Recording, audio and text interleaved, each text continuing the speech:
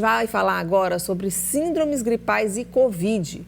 Qual é o período de transmissão do coronavírus? Quanto tempo a pessoa deve ficar isolada quando ela testa positivo para a Covid-19? São 14 dias? 10 dias? Recentemente, o Ministério da Saúde orientou a redução de 10 para 7 dias o período de isolamento para pacientes com a Covid-19 quando há ausência de sintomas.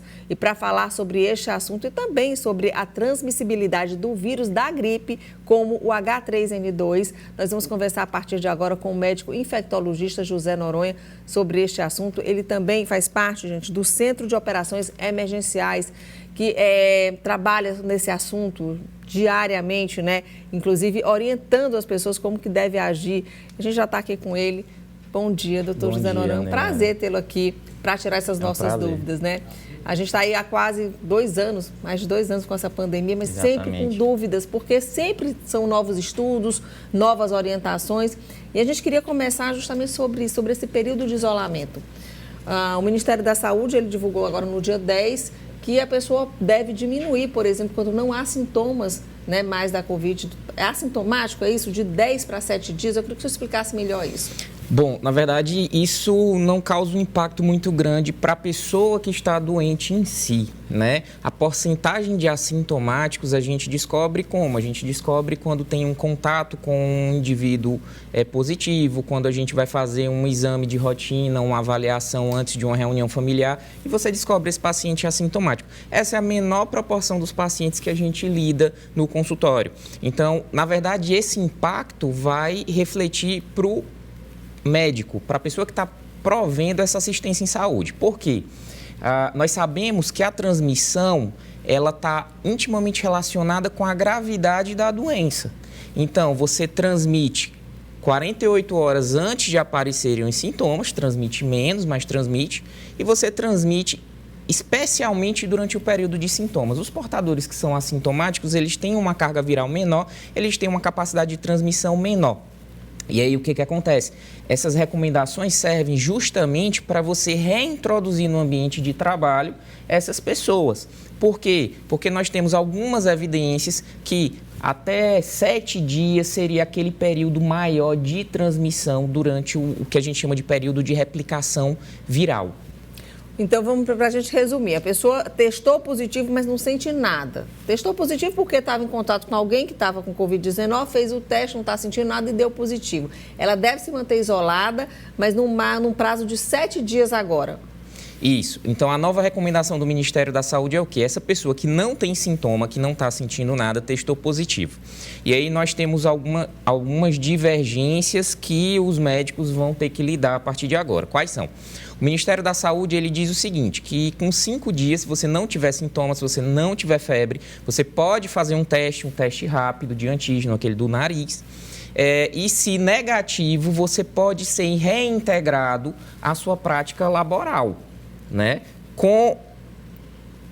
Tem uma observação. O que acontece? Você pode ser reintegrado? Pode, mas você deve utilizar a máscara o tempo todo, você deve evitar situações em que tenha que retirar a máscara, por exemplo, refeitórios, restaurantes, você não deve viajar por um período de 5 dias e você deve evitar contato com indivíduos imunossuprimidos que têm uma chance maior de desenvolver uma forma grave. Então, basicamente, o que é isso? O indivíduo assintomático tem uma autorização para voltar a trabalhar com cuidados redobrados frente a outras pessoas. 5 dias, mas se fizer o teste. Se fizer o teste, der negativo. 7 dias é sem fazer o teste. 7 dias sem fazer o teste, sem sintoma. Tá, agora vamos para aquelas pessoas que estão doentes, estão com sintomas. Esse período de isolamento deve ser de 14 dias, de 10 dias. Muita gente na dúvida, doutor. Pronto. Isso, na verdade, não muda. Então, a recomendação do período de isolamento para a COVID são 10 dias para o indivíduo sintomático, são 10 dias com pelo menos 24 horas sem febre. Esse é um indivíduo que a gente conduz no ambulatório, que é o paciente que tem a doença leve, que não tem pneumonia, ou o paciente que tem a doença moderada, que tem pneumonia. Paciente que tem doença grave, que a saturação caiu, que teve dor torácica. Paciente que é imunossuprimido, usa corticoide, transplantado. Esse tipo de paciente, eles vão ter um período de isolamento maior. Quem que vai definir o período de isolamento? O médico assistente. Por quê? Porque, por exemplo, quando eu tenho pneumonia relacionada à COVID, quando eu tenho formas mais graves, pode ser que esse paciente precise de um período de reabilitação. Lembrar que a atividade inflamatória do vírus, ela acontece mesmo depois da gente retirar esse paciente do isolamento. Então, às vezes, esse paciente precisa de uma reabilitação cardiopulmonar, uma fisioterapia e não está apto a retornar ao ambiente de trabalho imediatamente. Quem que vai definir isso? O médico assistente. A gente já tem muitas perguntas, então agora eu vou deixar de perguntar, vou deixar para os telespectadores perguntarem. Pode colocar, por favor, aí a pergunta do nosso telespectador. Olha, de uma telespectadora, a Célia Solano. Doutor Noronha, a pessoa infectada pelo H3N2 pode tomar vacina de reforço Covid? Quantos dias deve esperar? Então, a pessoa infectada pelo vírus da influenza, ela deve se vacinar contra a Covid, sim. Principalmente, qualquer vacina contra a Covid, seja a segunda dose ou a dose de reforço, você sempre deve procurar se vacinar. Agora, convém esperar um período mínimo, até que você não tenha sintomas respiratórios, aí por volta de 2 semanas, para se vacinar. Mais pergunta. Karina Dias, positivei para a Covid e estou isolada desde o dia 7 de janeiro. Não tenho mais nenhum sintoma. É seguro sair do isolamento a partir de que dia? Então vamos lá, dia 7, né? Isso. Ela não tem mais sintomas. Seriam 5 dias, né? A gente estaria falando dia 12, né? Isso. Exatamente hoje. Só que para ela sair do isolamento, hoje, de acordo com o Ministério da Saúde, ela precisa realizar um teste e esse teste precisa estar negativo. Se esse teste estiver positivo, ela permanece os 10 dias de isolamento. E o mais importante, sem sintoma e principalmente sem febre. Peraí, então se der positivo, são 10 dias que ela deve esperar. Exatamente. Se der negativo, já pode sair. Ela pode sair com aquelas recomendações máscara extras. Quais são? Ela não deve frequentar nenhum ambiente em que ela retire a máscara, por exemplo, um restaurante. Ela não deve viajar nesses próximos 5 dias. E ela não deve ter contato com ninguém que tenha imunossupressão ou que tenha um fator de risco para desenvolver uma forma grave da doença. Idoso, obeso, hipertenso descompensado, diabético e por aí vai. Tem mais uma pergunta, doutor Noronha.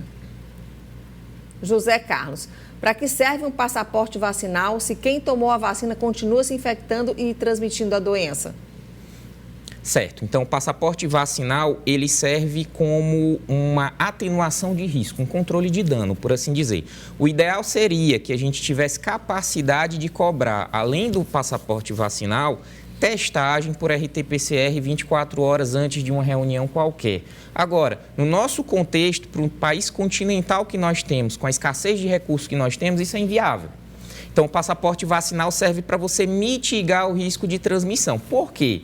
Porque quem é vacinado tem uma chance menor de desenvolver a doença, tem uma chance menor de transmitir a doença, tem uma chance menor de desenvolver forma grave da doença. Então, é fundamental o passaporte vacinal.